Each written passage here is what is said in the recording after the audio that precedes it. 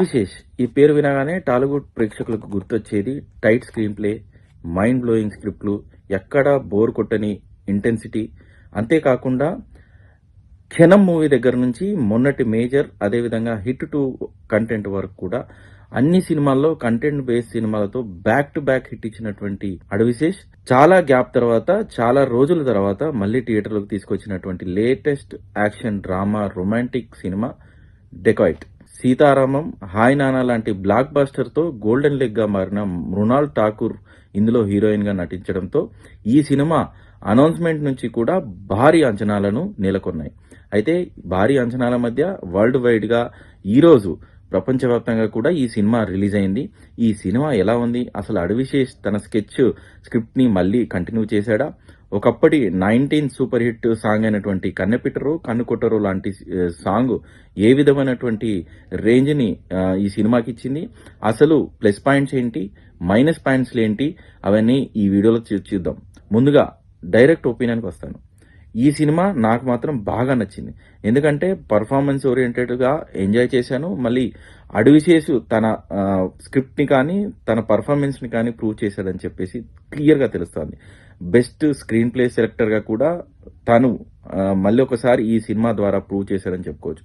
ఈ సినిమా స్టోరీలోకి వెళ్తే ముందుగా ఈ సినిమా నటించినటువంటి నటీనటుల గురించి తెలుసుకుందాం. హీరోగా అడవిశేష్, హీరోయిన్ గా మృణాల్ ఠాకూర్ మరియు కొన్ని ముఖ్య పాత్రలో ఉన్నటువంటి బాలీవుడ్ డైరెక్టర్ అనురాగ్ కశ్యప్, ప్రకాష్ రాజ్, సునీల్, అతుల్ కుల్కర్ని లాంటి వాళ్ళు భారీ తారాగణంతో ఈ ముఖ్య పాత్రలు పోషించినటువంటి ఈ సినిమాగా కూడా ఈ సినిమా ఈ రోజు ప్రపంచవ్యాప్తంగా రిలీజ్ అయింది. అయితే గతంలో సినిమాలకు అడవిశేష్ సినిమాలకు సినిమాటోగ్రాఫిక్ గా పనిచేసినటువంటి షనీల్ డియా ఈ చిత్రానికి దర్శకుడిగా వ్యవహరిస్తూ ఆయన నిర్మాణంలోనే ఈ సినిమా జరిగింది. అయితే ఈ అసలు విషయానికి వస్తే కథ ఏంటి అనే అంశానికి వచ్చినప్పుడు Haridas alias Hari, Adivi Sesh, Juliet alias Saraswati, Mrunal Thakur వీరిద్దరూ ప్రాణానికి ప్రాణంగా ప్రేమించుకుంటారు. ఒకరి కోసం ఒకరు అంటూ బతికే విధంగా జీవిస్తూ ఉంటారు. వీళ్ళ బతుకుల మధ్య విధి ఊహించని తుఫాన్ లాగా వస్తుంది. కొన్ని అనుకోని పరిస్థితుల వల్ల హరి జైలుకు వెళ్లాల్సి వస్తుంది.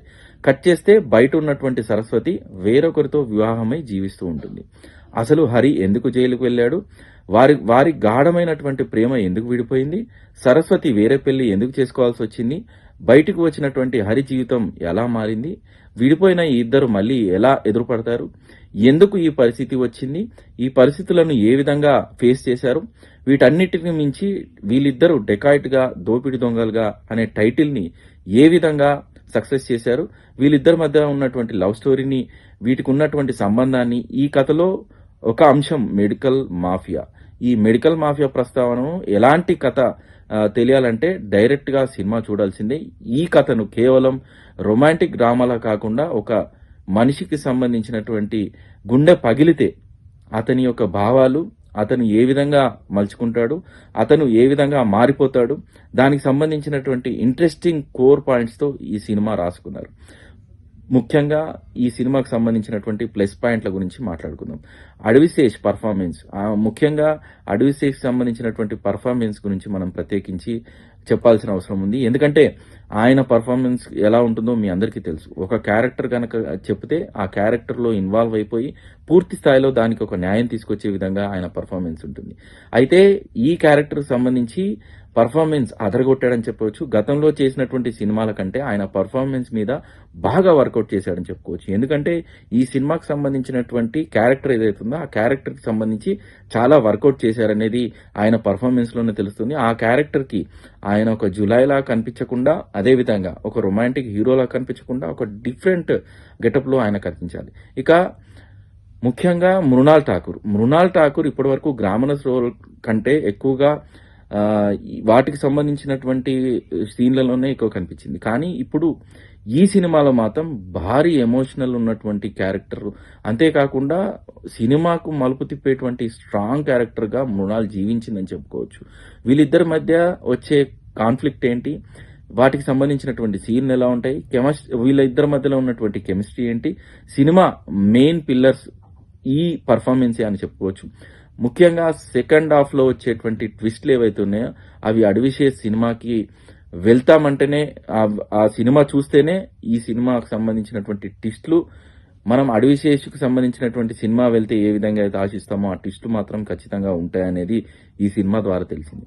ఇక కథ సంబంధించినటువంటి ఎలాంటి మలుపులు తిరుగుతుంది, ఎటు వెళ్తున్నా మనం ఊహించని టైంకి ఊహించని సాలిడ్ ట్విస్ట్లను ఇచ్చాడని డైరెక్టర్ ప్రూవ్ చేసుకున్నాడు.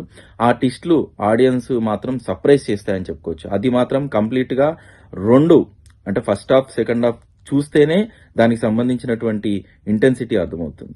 ముఖ్యంగా చాలా వెల్ డిజైన్డ్గా దీనికి సంబంధించినటువంటి సీక్వెల్స్ ఉన్నాయి. అటు యాక్షన్ సీక్వెన్స్ కావచ్చు, వీటికి సంబంధించినటువంటి ముఖ్యంగా సెకండ్ హాఫ్ వచ్చినప్పుడు వచ్చే చేస్ సీన్లు కావచ్చు, యాక్షన్ బ్లాక్ ఆడియన్స్కి సంబంధించి సీట్ ఎడ్జ్లో కూర్చోబెట్టే విధంగా కూడా ఇవి డిజైన్ చేశారని చెప్పుకోవచ్చు. ముఖ్యంగా యాక్షన్ కోసం మాత్రం స్ట్రాంగ్ ఎమోషన్తో ముడిపడి ఉండడం, మనం ఆ క్యారెక్టర్లోకి ఫీల్డ్లోకి కనెక్ట్ అవుతాం అనేది దీంట్లో ఉన్నటువంటి మేజర్ ప్లస్ పాయింట్. ఇక 4వ ప్లస్ పాయింట్ నాగార్జున గారి సాంగ్. 90sలో వచ్చినటువంటి సాంగ్ ఏదైతే ఉందో ఆ సాంగ్ అంతా కూడా కన్నెపిట్టరో కన్నుకొట్టరు. ఇది సాంగ్ రిలీజ్ చేసినప్పుడు కూడా ఈ మార్కెట్లో ఎంత హైప్ అయిందో అందరికీ తెలుసు. దీని రీమేక్ ఏ విధంగా ఉండబోతుందో, అసలు దీంట్లో పర్ఫార్మెన్స్ ఉంటుందా లేదా అనే ఒక ఆశ మాత్రం అందరికీ కలిగింది. అయితే ఈ సాంగ్ మాత్రం దీనికి సంబంధించినటువంటి టైటిల్స్ వచ్చేటప్పటికి ఆ టైంలో బ్యాక్గ్రౌండ్లో మాత్రం బ్రహ్మాండంగా ప్లే అయిందని చెప్పుకోవచ్చు.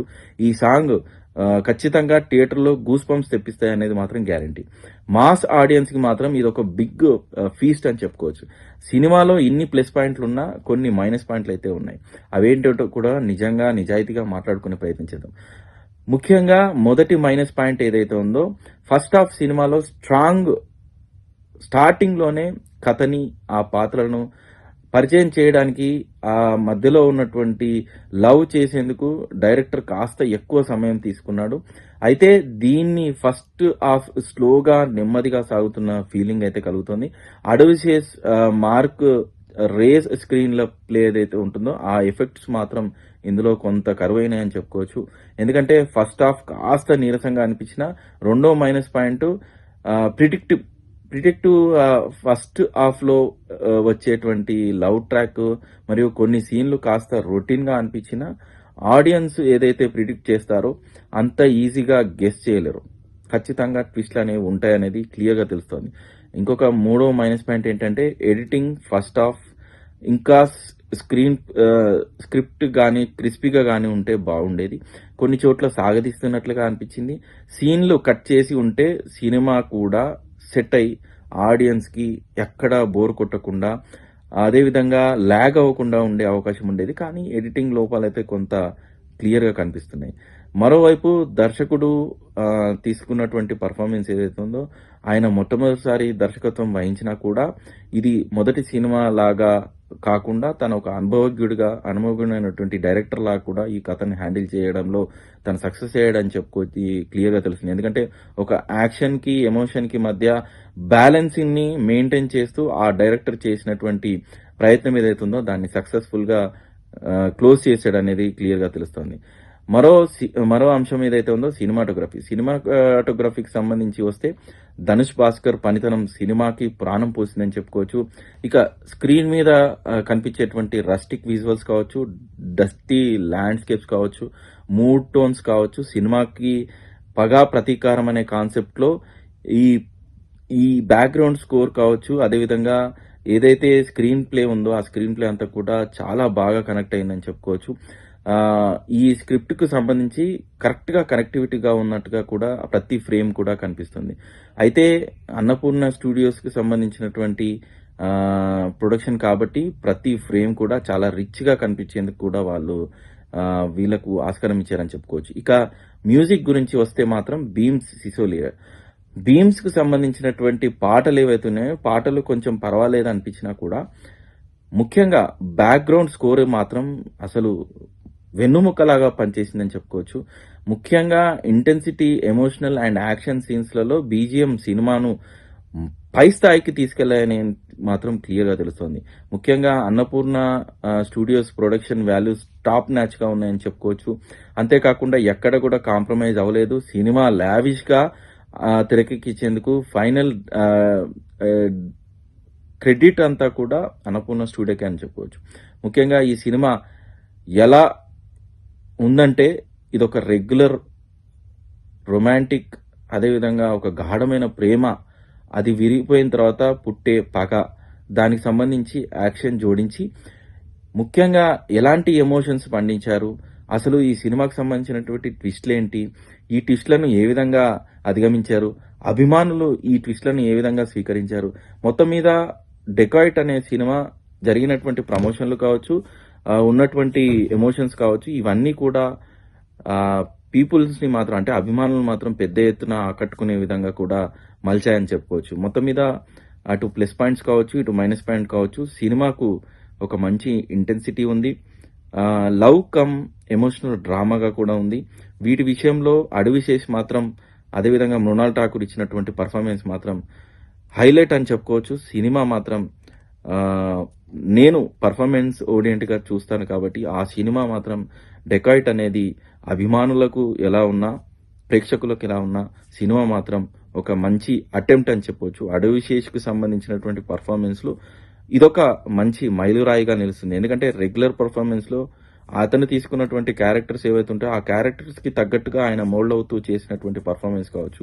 దీంట్లో ఒక దోపిడీకి సంబంధించినటువంటి ఒక డెకాయిడ్గా ఎలా మారుతాడు, ఆ ప్రేమకు సంబంధించినటువంటి ఒక అమాయకుడిగా ఎలా ఉంటాడు, అమ్మాయి ప్రేమలో పడిన తర్వాత ఆయన తీసుకున్నటువంటి విడిపోయిన తర్వాత తీసుకున్నటువంటి నిర్ణయాలేంటి, అసలు జైలుకి ఎందుకు వెళ్ళాడు, ఇవన్నీ చూడాలంటే మాత్రం డెకాయిడ్ సినిమా చూడాల్సిందే.